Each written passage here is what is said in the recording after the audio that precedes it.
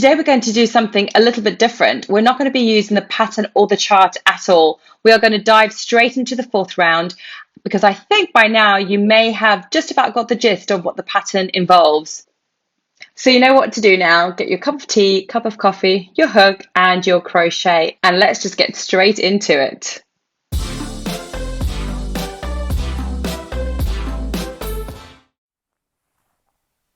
We learned yesterday that every time we have this gap, this one chain space, we have to crochet a cluster into that space, remembering that a cluster are 3 treble crochets. We had a gap over here and we crocheted that cluster into that gap. We had another gap over here and we crocheted a cluster into that. We had a gap here and we crocheted another cluster, and the last gap here and we crocheted our 4th cluster of that round.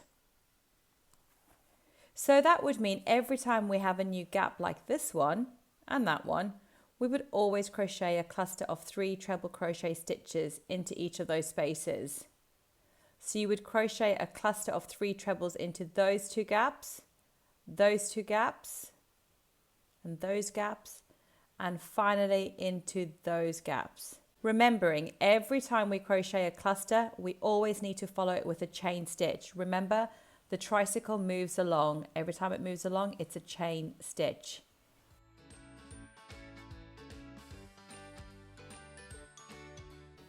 So really, we don't need this pattern anymore because we also know that every time we get to a corner, we have to do our double cluster wings plus 3 chains. And these would just carry on in every round as your square gets bigger and bigger. So take a look here. This popped up on my Instagram feed today and it's a perfect illustration of what I mean.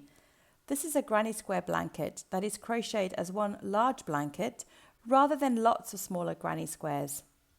Take a look at the corner which is in front of you. Can you see what I mean? The angel wing cluster, as I like to call it, is crocheted in the same spot in every single round, and so it increases the blanket size.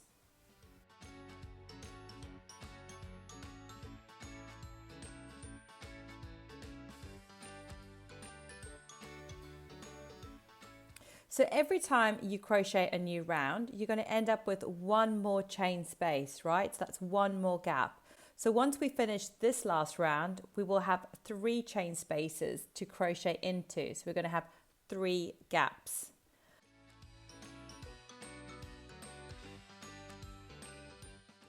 So now we know what to do in every corner. Just think of those angel wings. You've got a cluster of 3 treble crochets, 3 chain stitches and 3 treble crochets. Again, that's all in that same corner space.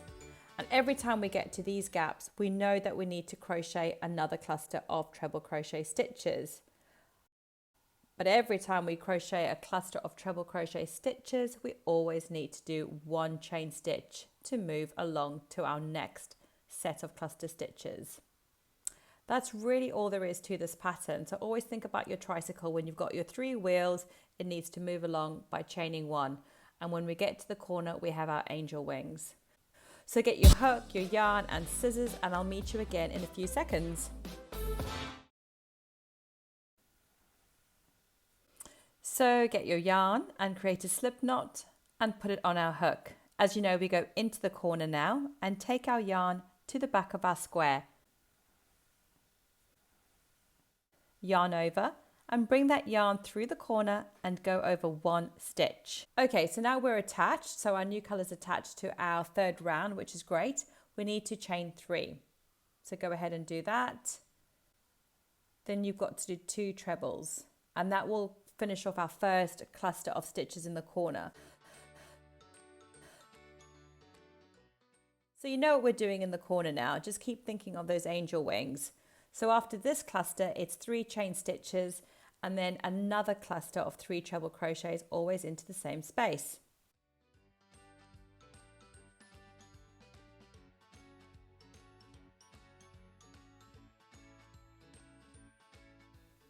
Great, so that's done.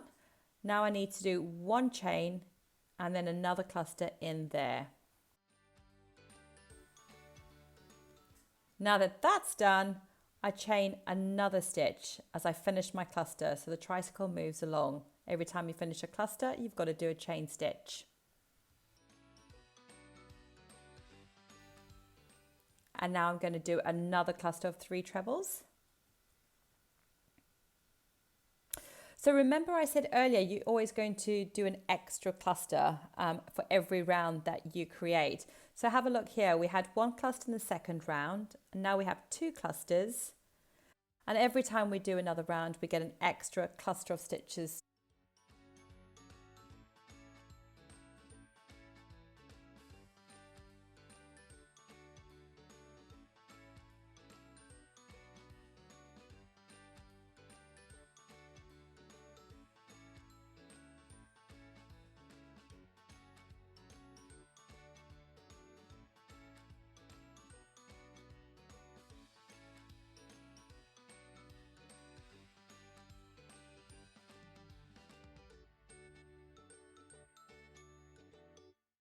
And now let's just carry on. You can see every time we get to the corner, we do these cluster wings.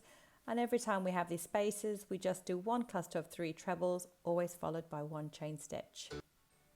So I'm going to put the music on. Pause the video if you need to. Otherwise, just keep crocheting along with me and I'll meet you back at the end.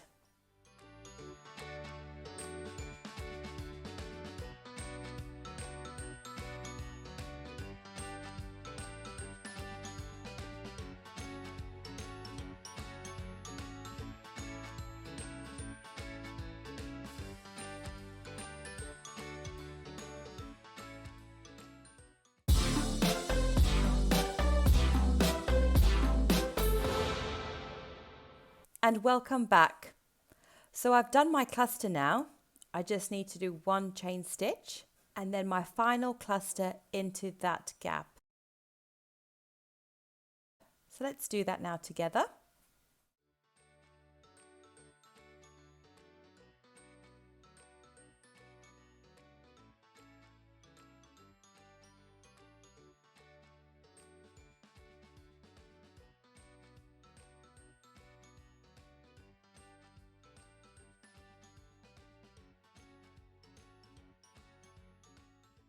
Do 1 chain stitch following a cluster. And now my slip knot, which is always the 3rd chain from the bottom. 1, 2, 3, and go ahead and do that.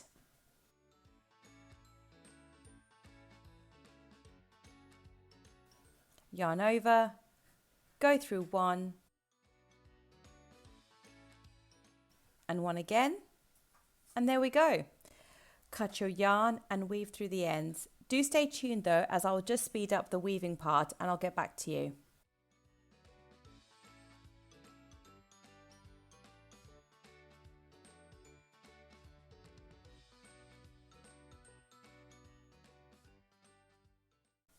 Done. So on a scale of 1 to 10, I hope you give yourself a big fat 15 for completing this challenge. Such great work. Let's take a quick moment to recap the life cycle of your granny square. On day 2, we did the foundation and first round, and we made our little baby granny that looked like this. Then on day 3, we continued to the second round, and we learned all about those corners, the angel wings like I like to call it. On day 4, we built upon that and we crocheted more corners in the third round, but we also got introduced to clusters that we crocheted into the gaps that we created the round before. Remembering that every time you have a cluster, it's always followed by a chain stitch. And finally, today we worked without a pattern, which is really good going, and we crocheted the final round. Honestly, this is such a big achievement and you should really be very proud of yourselves. Now that isn't all. Tomorrow I have a little surprise for you. Yep, I'll be back in your inbox on day 6 with a bonus day. I'm going to show you how to sew your granny squares together. And I also wanted to give you some ideas and inspiration on what you can make with all your granny squares that you're going to crochet after this challenge.